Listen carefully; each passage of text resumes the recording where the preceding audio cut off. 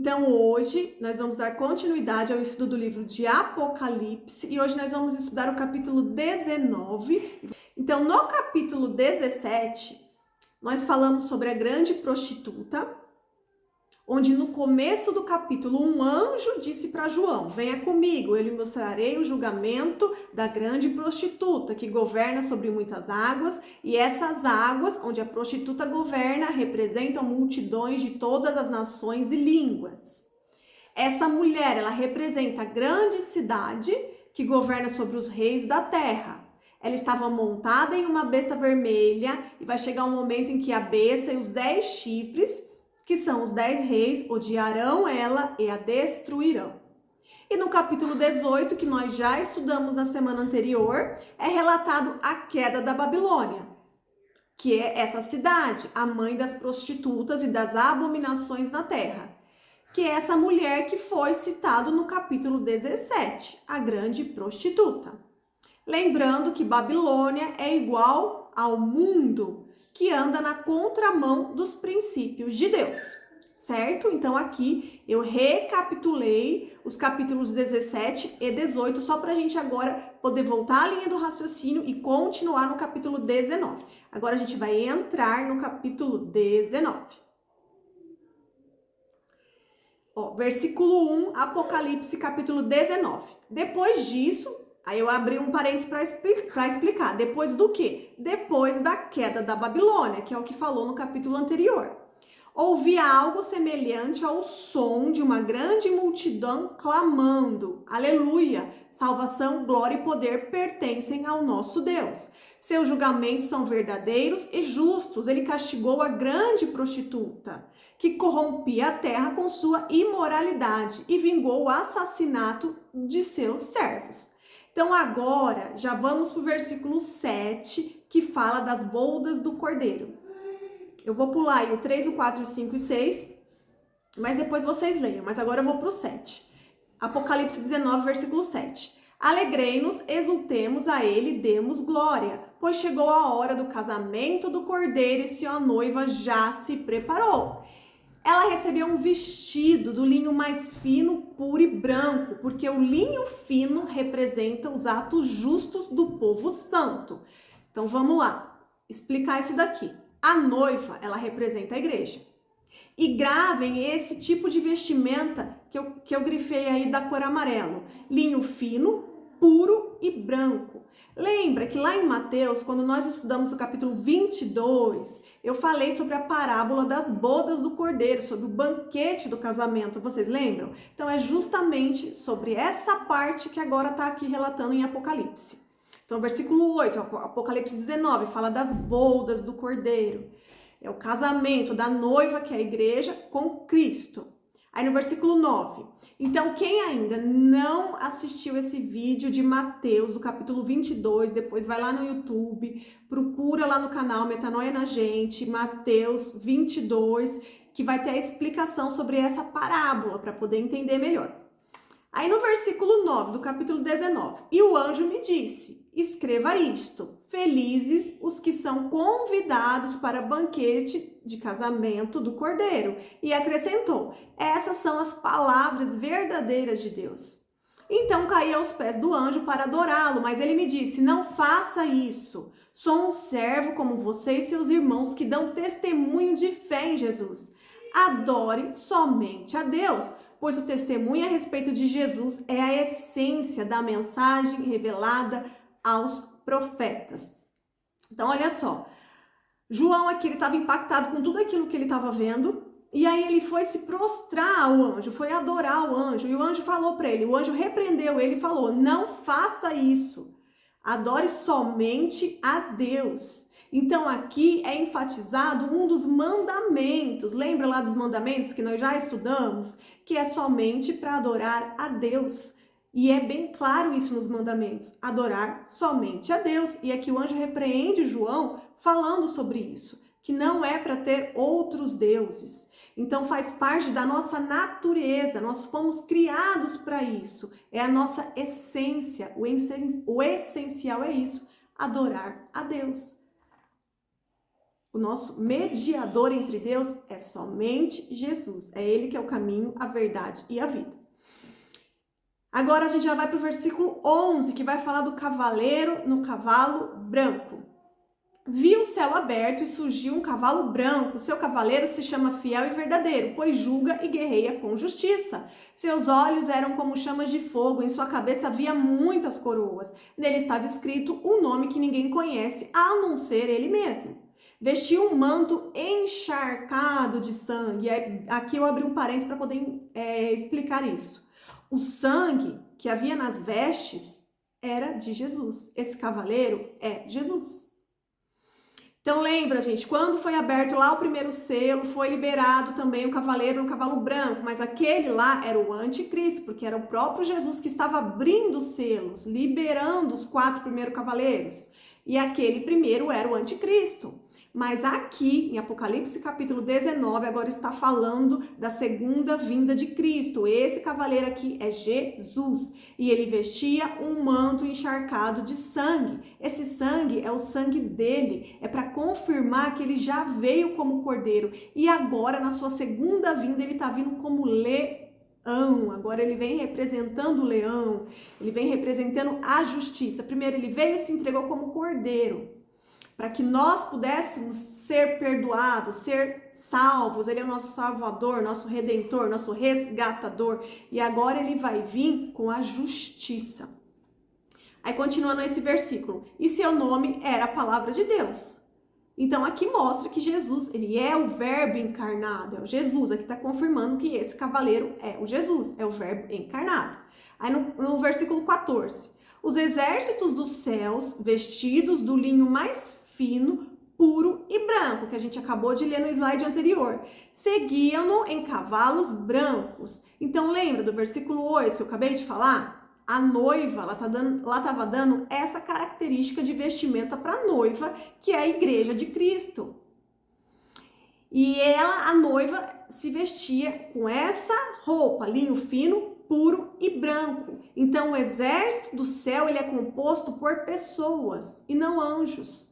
Porque aqui tá falando, os exércitos do céu vestidos no linho mais fino, puro e branco. Na Bíblia, em nenhum momento diz que os anjos têm esse tipo de vestimenta. Mas na Bíblia relata que os justos, aqueles que foram justificados pelo sangue de Jesus, eles utilizam essas vestimentas. E eles seguiam Jesus em cavalos brancos. Então, o exército do céu, ele é composto por pessoas. Primeiro, aqueles que foram arrebatados, eles foram arrebatados e no céu receberam corpos glorificados. E aí eles receberam essas vestes, linho fino, puro e branco. Segundo, foram para os mortos que aceitaram Jesus antes de morrer, certo? A pessoa tem que aceitar Jesus antes de morrer. Morrer nessa terra, corpo físico. E aí, antes do arrebatamento, essas pessoas ressuscitaram. E aí, eles também pertencem a esse exército do Senhor e também estão com essa vestimenta. E em terceiro, são os mártires da tribulação. Então, aquelas pessoas que não foram arrebatadas, que ficaram na tribulação, algumas delas já tinham aceitado Jesus, mas não estavam em santidade, por isso ficaram. Outras não tinham aceitado Jesus, mas durante o período de tribulação aceitaram Jesus e não aceitaram a marca da besta. Não aceitaram. Na tribulação, eles reconheceram Jesus como seu Senhor e Salvador. E aí, morreram durante a tribulação. Então, essas pessoas que estão citadas lá em Apocalipse, no capítulo 7, dos versículos 9 e 17, também pertencem a esse exército que está vindo com Jesus do céu. Todos com corpos glorificados e com esta roupa. Lá em Apocalipse 11, versículo 15, relata sobre a última e a sétima trombeta. Esse evento está descrito no capítulo 11, que nós já estudamos, mas acontece neste momento. O Apocalipse está escrito de uma forma didática, ele está separado por tópico, mas os acontecimentos, geralmente, eles são simultâneos. Então, aqui está falando de algo que também foi relatado lá no capítulo 11, que está acontecendo agora. Então, duas ou mais situações ocorrem ao mesmo tempo e foram descritos em capítulos diferentes para ficar de uma maneira didática, mais fácil com que a gente entenda. Porque lembra, foi separado os selos, depois as trombetas e depois as taças da ira de Deus. Então foi separado dessa forma para que ficasse fácil de entender. Mas essas coisas, elas acontecem muitas das vezes simultaneamente. E aqui, agora nos capítulos finais de Apocalipse, está mostrando isso pra gente. Agora vamos ler lá em Apocalipse capítulo 11, dos versículos 15 a 18, que vai explicar sobre essa parte aqui que a gente está estudando agora. Então lembra lá, eu acabei de falar da trombeta, certo? Então olha só, agora Apocalipse 11, 15 ao 18. O sétimo anjo tocou sua trombeta e fortes vozes gritaram no céu: o reino do mundo se tornou do nosso Senhor e de seu Cristo. Ele reinará para todo sempre. Ou seja, Cristo, neste momento aqui que eles estão falando isso, fortes vozes gritaram do céu. Então, neste momento que essas vozes estão dizendo isso, é porque Cristo toma posse do reino do mundo inteiro. É justamente essa parte aqui, quando Cristo está descendo do céu, essa segunda vinda, e ele vai vir para a terra. Aí no versículo 16, ainda do capítulo 11, os 24 anciãos que estavam sentados em seus tronos diante de Deus se prostraram com o rosto em terra e o adoraram, dizendo: nós te agradecemos, Senhor Deus, o Todo-Poderoso, que és e que eras, pois agora assumiste seu grande poder e começaste a reinar. Então isso foi descrito lá no capítulo 11, mas está acontecendo agora, nesse período aqui do Armagedon, que vai ser a guerra do Armagedon. Aí no versículo 18, as nações se enfureceram, mas agora chegou o tempo da tua ira. A ira de quem? A ira do Cordeiro. Jesus, né? Ele vem com a sua ira para trazer justiça. Ele é o nosso vingador. A gente não precisa se preocupar com vingança, com justiça própria, porque o Senhor Jesus, ele vai trazer a justiça. Ele fará a nossa vingança. É tempo de julgar os mortos. Tempo de julgar os mortos, eu coloquei entre parênteses. Esse período aqui está se falando do quê? Do julgamento final, do trono branco, que nós vamos estudar lá no próximo capítulo, que é no capítulo 20, dos versículos 11 ao 15, que fala sobre esse julgamento final.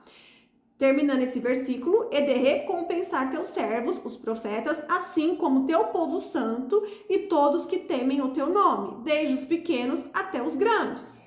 Aqui está se referindo ao quê? A um outro tipo de julgamento, que é o tribunal de Cristo, que aqui é para receber os galardões, que aqui é onde as pessoas que aceitaram Cristo, que receberam corpos glorificados, irão receber o galardão. É tempo de destruir todos que causaram destruição na terra. Então vai ser a destruição dos ímpios, daqueles que se prostraram à besta. Então, olha só, gente, eu coloquei aqui essa parte do capítulo 11, porque mostra aqui pra gente dois tipos de julgamento que a gente vai estudar agora, mas um pouquinho mais pra frente. O primeiro vai ser o julgamento final, que é o trono branco,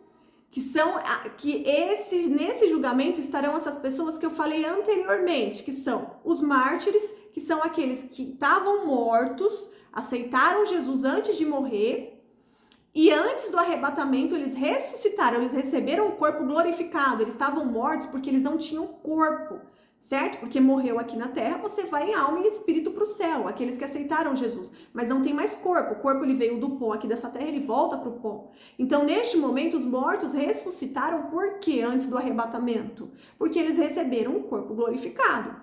E também aqueles que foram arrebatados no piscar de olhos, estava aqui na terra, foi para o céu, e lá eles também receberam o corpo glorificado. Então, esses três tipos aqui de pessoas que eu falei, os mártires, os que ressuscitaram, que estavam mortos e aceitaram Jesus antes de morrer, e aqueles que foram arrebatados, eles passarão pelo tribunal de Cristo, que é onde receberão galardão. Agora, os perdidos passarão pelo julgamento final, que é o trono branco, que nós vamos falar sobre isso lá no capítulo 20. Agora vamos ir lá um pouquinho rapidamente em Mateus, para terminar essa linha de raciocínio. Lá em Mateus 24, os versículos 30 a 31.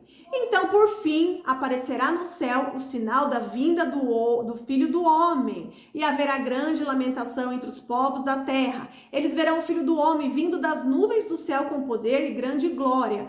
Ele enviará seus anjos com um forte sopro de trombeta, e eles reunirão os escolhidos de todas as partes do mundo, de uma extremidade à outra do céu. Lembra que nós estudamos esse capítulo em Mateus que falava sobre os acontecimentos futuros? Então era um resumão do Apocalipse, aqui em Mateus 24. Mas tem alguns detalhes que foram descritos lá e que não estão descritos em Apocalipse. Então aqui em Apocalipse a gente sempre vai precisar trazer versículos e parte de outros livros e de outros capítulos, porque eles se complementam para a gente poder entender. E lá em Mateus, nesse capítulo onde fala sobre os acontecimentos finais, confirma isso que eu acabei de falar para vocês, que o anjo tocou a trombeta. No versículo 31 fala, ele enviará seus anjos como um forte sopro de trombeta, e eles reunirão os escolhidos de todas as partes do mundo de uma extremidade para a outra. Aqui está falando do arrebatamento. Então, olha só, lembrando sobre o arrebatamento, que a visão que eu passei para vocês desde o começo é a visão pré-tribulacionista. Eu creio que a igreja, aqueles que estão no caminho da santidade, irão ser arrebatados antes do período da tribulação. Então, esses são os pré-tribulacionistas. Existem aqueles que acreditam que a igreja será arrebatada no meio, são os mídios, mesotribulacionistas, que é após os três primeiros anos e meio. E tem outros que acreditam que a igreja será arrebatada só no final, acreditam que a igreja vai passar pela tribulação, pela grande tribulação, e que só serão arrebatados no final. Tudo que eu estou mostrando aqui para vocês é baseado na visão pré, que a igreja será arrebatada antes da tribulação, antes.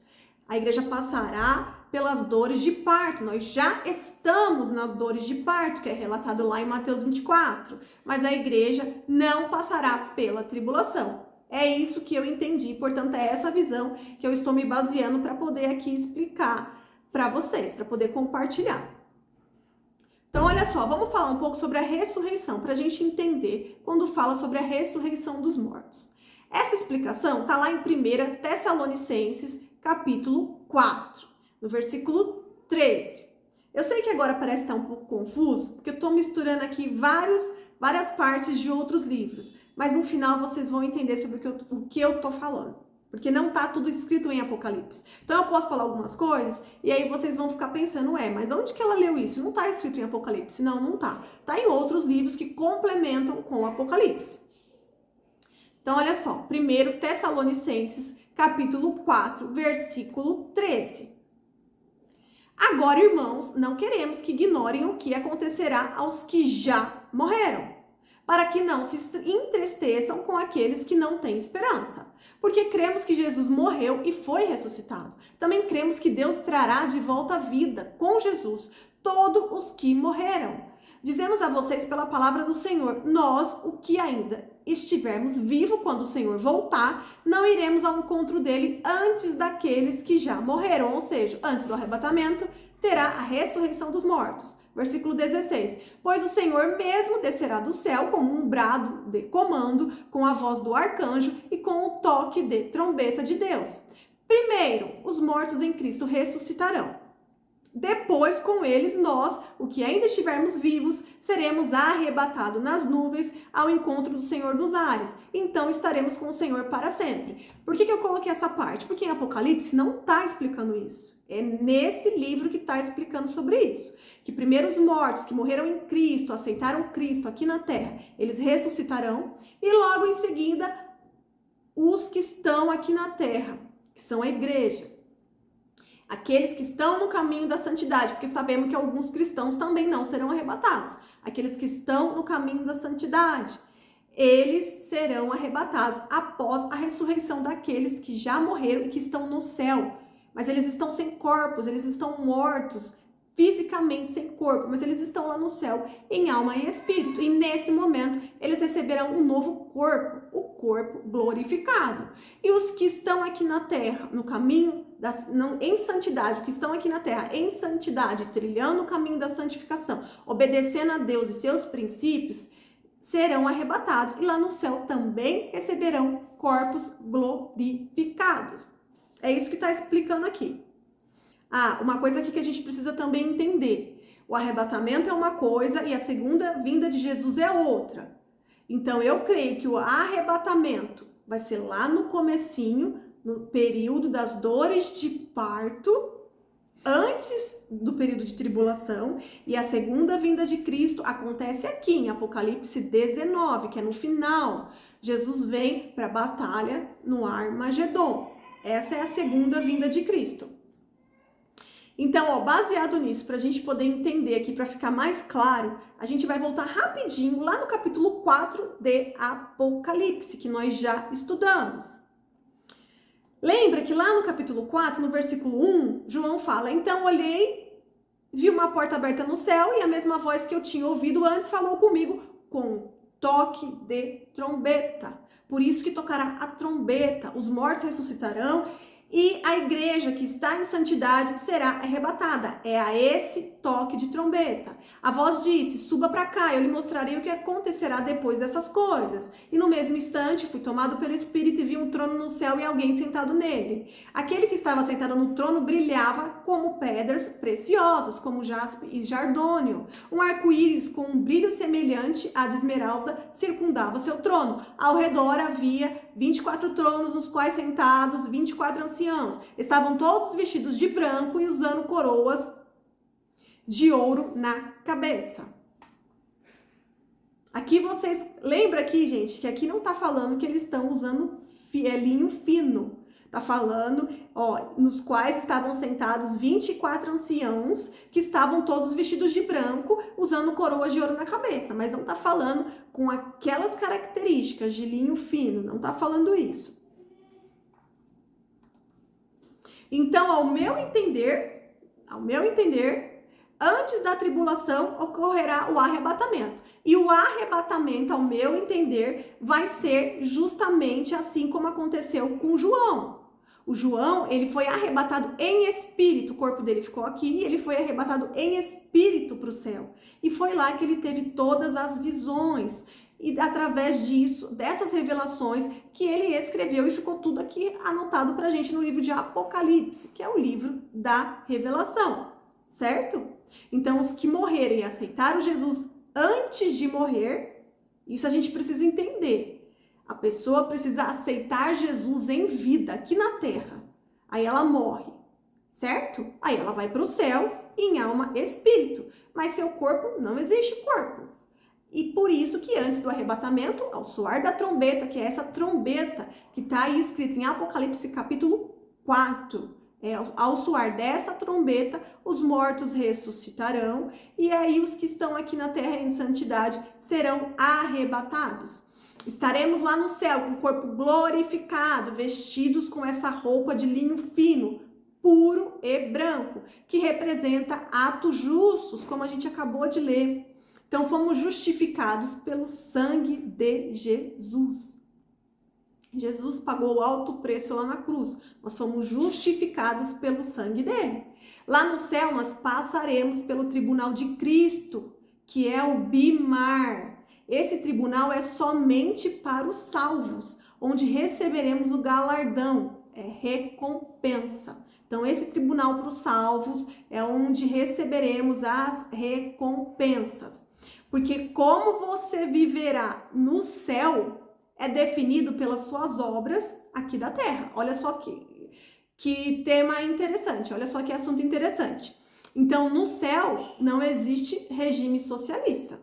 Porque tem gente que acha que quando vai para o céu haverá igualdade em tudo. Ah, não, lá as casinhas são todas iguais, todo mundo vai morar igual e vai ter uma vida igual. Nananina, não. A Bíblia é bem clara, principalmente em Mateus, nós já estudamos e falamos sobre isso. No céu não existe regime socialista. Deus é justo e ele cumpre com sua palavra. E na palavra, na Bíblia, diz que vai ter níveis de recompensa. Então, a pessoa que foi salva, ela vai passar pelo tribunal de Cristo, que é o Bimar. Lá, ela receberá a recompensa, o galardão, e vai ser de acordo com as suas obras que foram feitas aqui na terra. E lá que será estabelecido qual o nível que você viverá no céu. As nossas obras, elas passarão pelo fogo. Vamos conferir isso lá em 1 Coríntios. Porque eu estou entrando agora em outros livros, porque tem tudo a ver para a gente poder entender aqui essa linha de raciocínio. Então, ó, lá em 1 Coríntios, capítulo 3, versículo 11. Pois ninguém pode lançar outro alicerce além daquele que já foi posto. Isto é, presta atenção, gente. Isto é, Jesus Cristo. Então, presta atenção. Ou seja, aqui está falando de uma pessoa que já aceitou Jesus como seu único Senhor e Salvador. Então, essa pessoa que aceitou Jesus como seu único Senhor e Salvador, o seu alicerce é Jesus. E aqui está falando, ninguém pode lançar outro alicerce além daquele que já foi posto. Aceitou Jesus? O seu alicerce é Jesus. Aí no versículo 12, 1 Coríntios capítulo 3, versículo 12. Aqueles que constroem sobre este alicerce, que é Jesus, podem usar vários materiais, ouro, prata, pedras preciosas, madeira, feno ou palha. Versículo 13, no dia do juízo, esse aqui está falando do juízo do tribunal de Cristo, do Bimar, que é somente para os salvos. Porém, o fogo revelará que tipo de obra cada construtor realizou, e o fogo mostrará se a obra tem algum valor. Então, é importante ressaltar que ninguém é salvo por obras. Não tem aquela história, a pessoa não era cristão, não aceitou Jesus, mas era uma pessoa boa, ajudava os pobres, fazia boas obras, então vai para o céu. Não, não vai. Você só vai para o céu por meio de Jesus Cristo. As suas obras, elas determinarão em qual nível você viverá no céu, mas você não é salvo pelas obras. A gente precisa entender isso. Deixa eu ver se eu não esqueci nada aqui. Então, quando você aceita Jesus como seu único Senhor e Salvador, o seu nome, a partir daquele momento, é escrito no livro da vida. A gente vai falar sobre o livro da vida no próximo capítulo. Aí no versículo 14, ainda em 1 Coríntios 3. Se ela sobreviver, ela quem? A obra que vai passar ali pela esteira, vai passar pelo fogo, certo? Aí nessa esteira vai mostrar qual é o tipo de obra que você fez. Se era de material de ouro, de prata, pedras preciosas, madeira, feno ou palha. Então, se essas obras, quando passarem pela esteira, pelo fogo, se elas sobreviverem, aí sim vocês receberão a recompensa. É isso que está escrito. Aí no versículo 15, se ela queimar, o construtor sofrerá grande prejuízo. Por que sofrerá grande prejuízo? Porque isso vai determinar como que ele vai viver no céu. Porque o céu não é regime socialista, não é tudo igual para todo mundo, certo?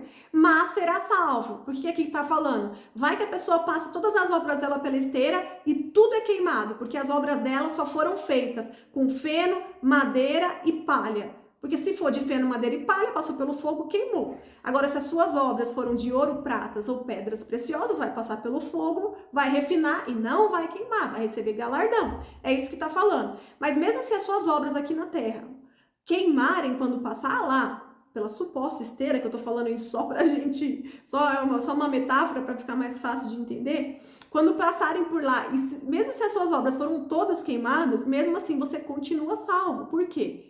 Porque por esse tribunal, que é o Bimar, que é o tribunal de Cristo, só passarão os que já aceitaram Jesus. Eles já estão salvos.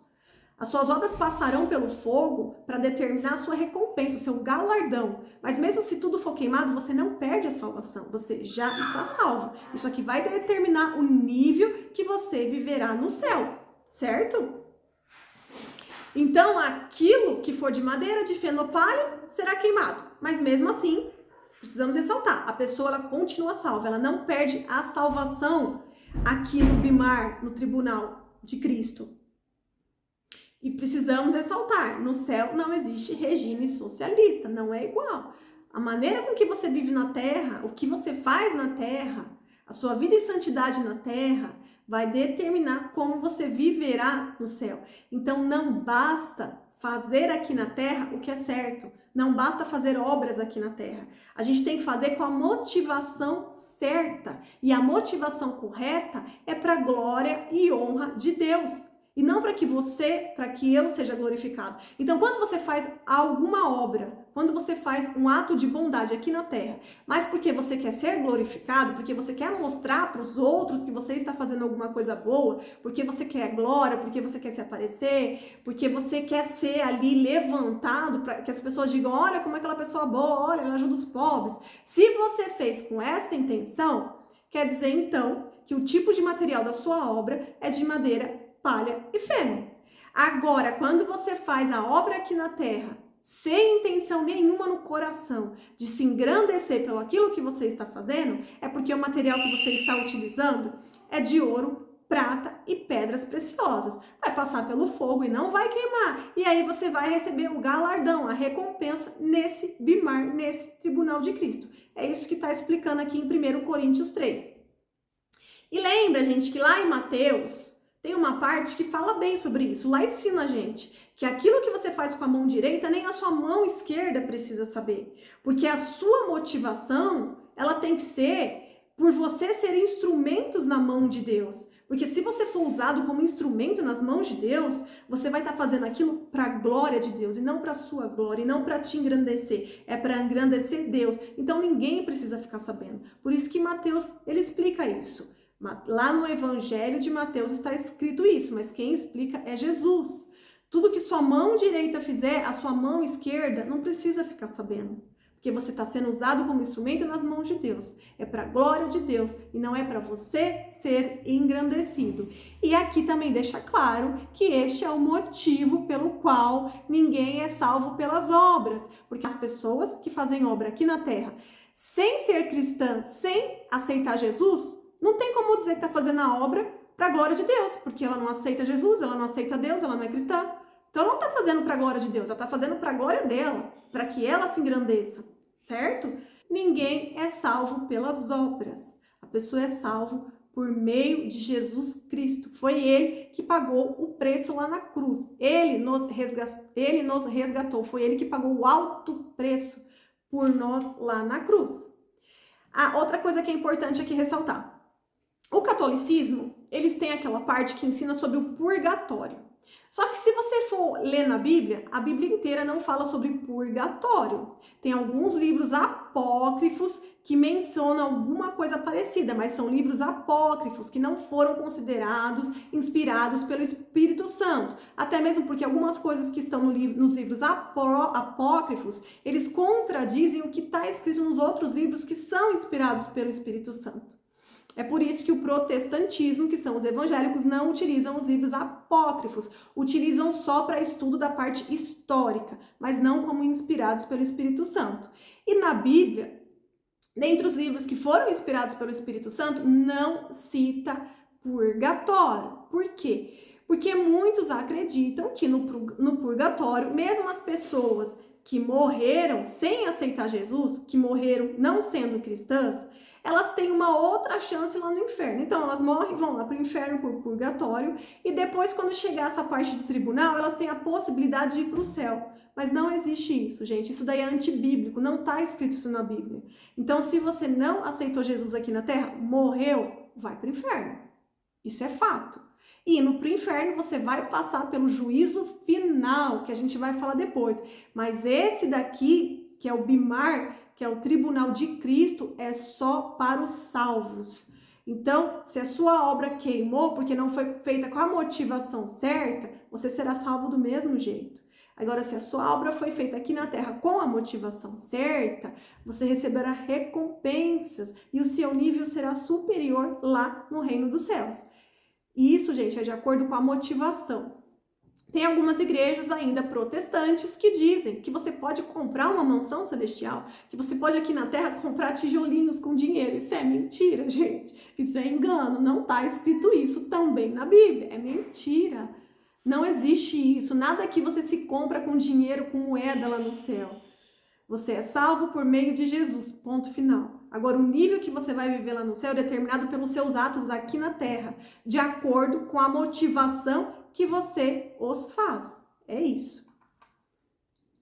Por isso que a gente precisa entender a Bíblia, né? Porque quando você estuda e começa a se aprofundar, você não cai mais no engano. Você já começa ali a discernir. Não, o que essa religião fala aqui, peraí, não está escrito lá. Deixa eu entender. E não é porque muitas vezes, algumas religiões, eles pegam um trecho. Eles pegam lá 3 versículos e mostram para você. Mas peraí, o que estava escrito antes? Porque, por exemplo, aqui está deixando bem claro, no versículo 11, no versículo 10, no versículo 9, também deixa bem claro que o alicerce é Jesus, ou seja, primeiro a pessoa tem que aceitar Jesus. Depois que as obras dela vão passar por esse fogo. Então não tá aqui as pessoas que não aceitaram Jesus. Então a gente tem que ler e entender todo o contexto. E não tirar ali um trecho fora do contexto para usar como pretexto. Porque daí você acaba sendo enganado. Às vezes você tem que ler até os capítulos anteriores. É por isso que toda vez que eu entro aqui com um novo capítulo, eu sempre recapitulo os anteriores. Porque todos têm uma sequência, todos têm a ver, eles estão interligados para que o nosso entendimento seja melhor. Agora a gente vai voltar para o capítulo 19 de Apocalipse. Então, versículo 14. Então, agora a gente vai voltar para o capítulo 19 de Apocalipse. Versículo 14. Os exércitos do céu, vestidos do linho mais fino, puro e branco, seguiam-nos nos cavalos brancos. Eu já li esse versículo anteriormente. Expliquei para vocês que por causa dessas características, dessa vestimenta, esse exército vai ser composto por pessoas que estão lá no céu, junto a Jesus, já com seu corpo glorificado. Aí no versículo 15.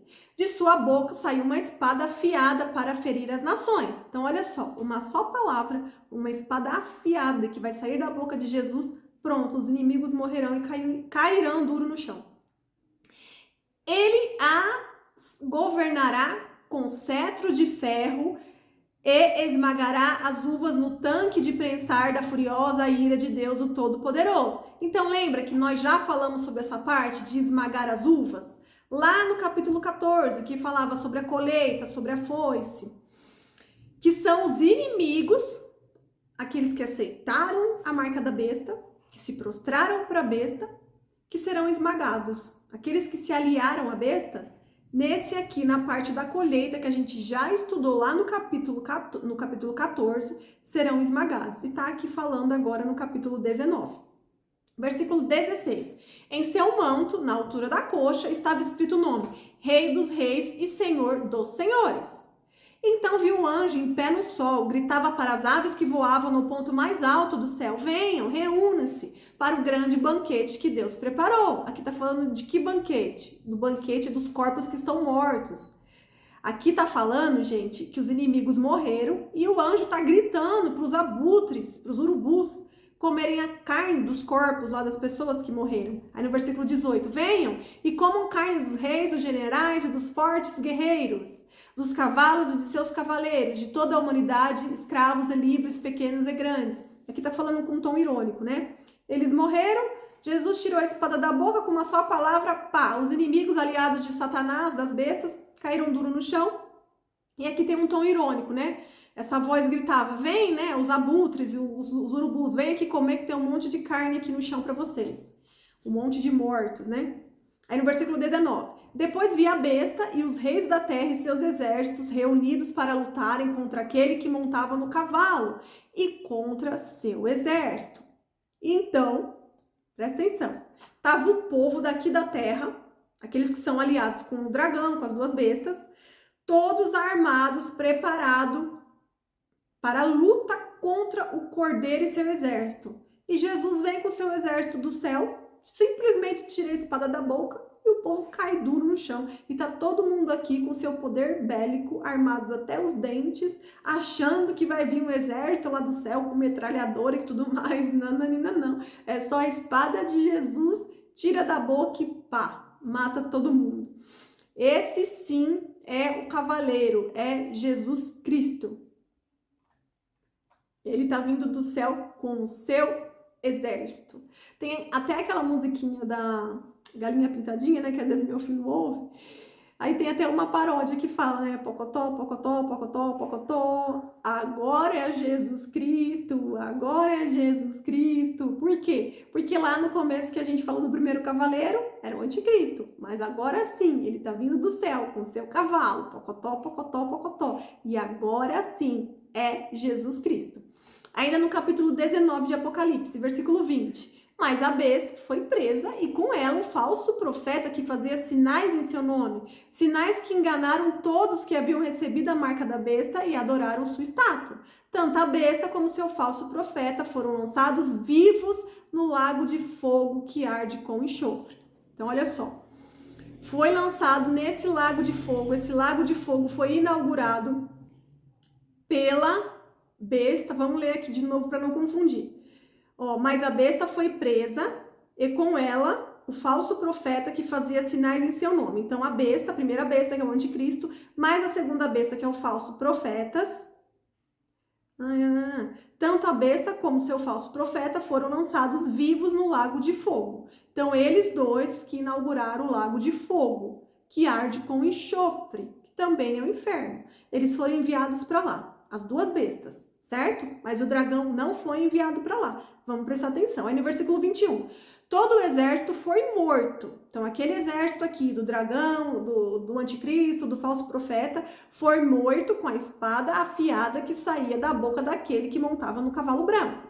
E todas as aves se fartaram com a carne dos cadáveres, que foi aquele tom irônico que eu já li nos versículos anteriores. Então o lago de fogo, que é esse inferno, ele não foi feito para os homens, porque todos nós nascemos predestinados a sermos salvos. A vontade de Deus é que todos sejam adotados como filhos, é que todos sejam cordeiros com Jesus. Mas Deus não força ninguém a aceitar Jesus. E muitos viram as costas para o Salvador, muitos viram as costas para Jesus e preferem o mundo, preferem a Babilônia.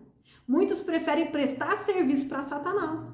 E esses irão para o lago de fogo também, porque Deus é justo e nós vamos ver isso daqui a pouco. Então aqui, nesse primeiro momento, em Apocalipse 19, no versículo 20, está falando que quem foi para o lago de fogo foram as duas bestas, certo?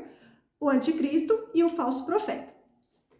No capítulo 16 é descrito o seguinte, de Apocalipse, que a gente já estudou. É lá que cita essa palavra, Armagedon. No versículo 14 do capítulo 16 de Apocalipse, são espíritos demoníacos que realizam sinais e vão aos governantes da terra, a fim de reuni-los para a batalha contra o Senhor. Então esse povo está todo reunido aqui com a batalha contra o Senhor. Por isso que eu estou falando, eles estão esperando Senhor Jesus e seus exércitos, todos ali com seu poder bélico, armados até os dentes. E eles foram para a batalha de Cristo, eles sabiam disso. Por quê? Porque eles foram conduzidos pelo dragão, pelos demônios que estavam aqui na terra. Então essa batalha aqui deixa bem claro que é espiritual. Aí ainda terminando o versículo 14, deixa eu ler de novo, né, para não perder a linha de raciocínio. São espíritos demoníacos que realizam sinais e vão aos governantes da terra a fim de reuni-los para a batalha contra o Senhor, no grande dia de Deus, o Todo-Poderoso. Ou seja, eles são conduzidos pelos demônios. E aqui fica nítido, gente, que o ódio que o mundo tem por Israel é espiritual. Os demônios, eles agem, eles trabalham para que todo mundo fique contra Israel. É espiritual. A luta não é contra sangue e carne, e sim contra principados e potestades. É espiritual. Aí no versículo 16, ainda do capítulo 16, eu falei o 14, agora eu vou pular para o 16. E os espíritos reuniram todos os governantes e seus exércitos no lugar que, em hebraico, se chama Armagedon. Então aqui deixa claro que foi o anticristo, o falso profeta, o dragão. Então era tudo espiritual, eles sabiam dessa guerra. Todos ali que estavam ali juntos, nesse patamar com eles, sabiam sobre tudo que era espiritual. E aqueles que estavam lá embaixo, que aceitaram a marca da besta, que se prostraram a ela, mesmo que não soubessem nitidamente, já era. Vocês recusaram Jesus. Agora vocês estão todos aqui, perante nesse lugar, esperando Cristo com seu exército. E essa guerra é espiritual. Por isso que Jesus chega, só tira a espada, pá, todos os inimigos morrem. E Armagedon, então, gente, é esse lugar aqui, onde o exército de Jesus Cristo vai se encontrar com o exército daqui da terra, que está liderado pelo dragão, pelo anticristo, pelo falso profeta. Aí eu trouxe para vocês aqui essa imagem. Então, Armagedon vem do hebraico, Ar-Megido, é um monte de Megido. que é uma cidade, Megido é uma cidade lá em Israel. Eu trouxe aí a foto para vocês verem. Então, isso vai acontecer lá em Israel, é literal, isso vai acontecer. E essa cidade de Megido, ela fica localizada no Vale de Jezreel. Aí eu trouxe essa foto aí que amplia mais. Então, a cidade de Megido está aí, dentro desse vale. Então, é um local, e esse local aconteceram várias batalhas. Se a gente pegar a Bíblia e a gente começar a pesquisar, a gente vai ver que várias batalhas, desde lá do começo da Bíblia, aconteceram neste local. E este local hoje, gente, é um local bonito, mas que não tem hotéis, não tem resort, não tem nada construído ali, porque todo mundo sabe o que vai acontecer. E a única coisa que tem ali é um aeroporto subterrâneo, que é um aeroporto militar. Então ali tem toda uma estratégia militar de guerra. Então, na Batalha do Armagedon, a batalha ela vai começar no Megido, que é essa primeira imagem que eu mostrei para vocês. E ela vai subir para Jerusalém. Aonde que está escrito isso? Lá em Joel, capítulo 3, versículo 2, fala sobre isso. Anota aí que depois vocês vão lá e leiam para conferir. E pelo que eu entendi, essa batalha ela vai durar alguns dias. Então, todo o exército, né, todas as nações ali reunidas, que tem a marca da besta, que tem uma aliança ali com as bestas, com o dragão, eles vão se reunir com todo o seu poder bélico e vão para este lugar, eles vão todos ali para Israel. É por isso que lembra que a gente leu anteriormente, que o rio Eufrates, ele vai secar, e virão lá 200 milhões de pessoas com seu exército, todos ali vão no sentido deste local, dessa cidade de Megido, eles vão nesse vale aí de Jezreel, para poder acontecer essa batalha.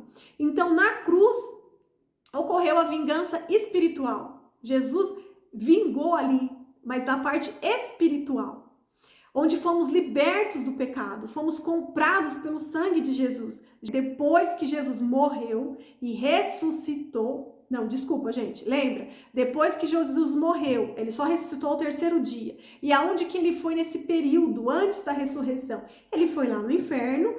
Em outros vídeos a gente já falou sobre isso, ele foi lá no inferno e pegou a chave da morte. A morte perdeu. Por que que a morte perdeu? A morte espiritual. Perdeu.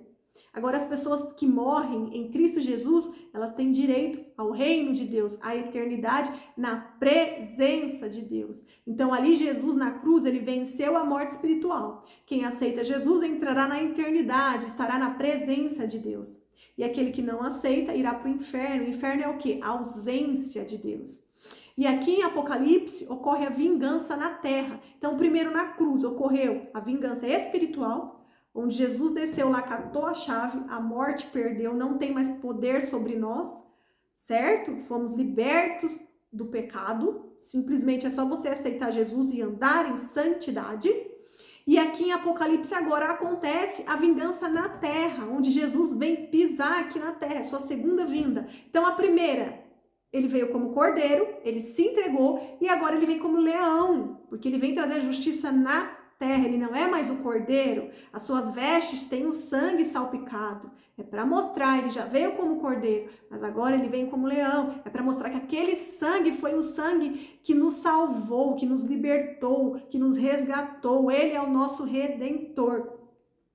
E Armagedon não é a guerra final, antes eu até confundia, achava que Armagedon era a batalha final da Bíblia, mas não é. Essa acontecerá, a batalha final vai acontecer depois do Armagedon, porque depois do Armagedon vai vir o milênio, e aí nós estudaremos essa parte. É uma outra guerra. Então, Armagedon não é a guerra final. Antes eu achava que era, mas eu vi que não era. Gente, e aqui então, nessa parte do Armagedon, termina o capítulo 19. A minha intenção era falar do 19 e do 20, mas não vai dar tempo e vai ficar muito cansativo. Mas assim, é que os dois capítulos, eles têm características, eles têm temas, eles têm assuntos muito interessantes que não dava para pular. E eu trouxe esses outros capítulos de outros livros para que pudesse ali, né, se conectar e para que a gente pudesse entender melhor. E o capítulo 20 é a mesma coisa, tem várias explicações de vários temas polêmicos. Então, a gente só tem 8 minutos. Eu só vou pincelar e entrar nele só para vocês ficarem com um gostinho. E na próxima semana a gente vai terminar o 20 e eu vou ver se dá já para falar o 21 e 22. Porque daí eu tenho que esmiuçar, né, pra gente poder, para ver se eu vou conseguir colocar tudo na próxima semana ou se vai precisar da outra. É só na hora que eu tô montando os slides que eu sei disso. E eu monto tudo em cima da hora. Então, ó, vamos só entrar aqui no capítulo 20. Só na primeira parte, a gente já vai acabar. Então, aqui vai falar sobre o milênio, sobre os 1000 anos, certo? Então, lembre-se que as duas bestas, o anticristo e o falso profeta, eles foram jogados no lago de fogo. Então, lá, eles que inauguraram o lago de fogo. Aí, no capítulo 20, versículo 1, então vi um anjo descer do céu, trazendo na mão a chave do abismo e uma grande corrente. Ele prendeu o dragão, a antiga serpente, que é o diabo, Satanás, e o acorrentou por 1000 anos. Então, Satanás, o dragão, ele não foi jogado lá no lago de fogo. Ele foi preso com uma corrente enorme no abismo. E ele vai ficar preso por 1000 anos. Versículo 3. O anjo lançou no abismo e fechou e pôs um lacre na porta, de modo que ele não pudesse mais enganar as nações até que terminassem os 1000 anos. Depois disso, é necessário que ele seja solto por pouco tempo. Então, olha só, Satanás ele vai ser preso e Jesus ele vai reinar na terra durante 1000 anos. Será um governo justo aqui na terra. Então, quem inaugurou o lago de fogo foram as duas bestas. E Satanás não foi. Neste momento, ele não foi para o lago de fogo, ele foi acorrentado no abismo, ele vai ficar lá por 1000 anos. E neste período que ele estará preso, acontecerá um milênio aqui na terra, então não terá Satanás aqui na terra atrapalhando, certo? A humanidade.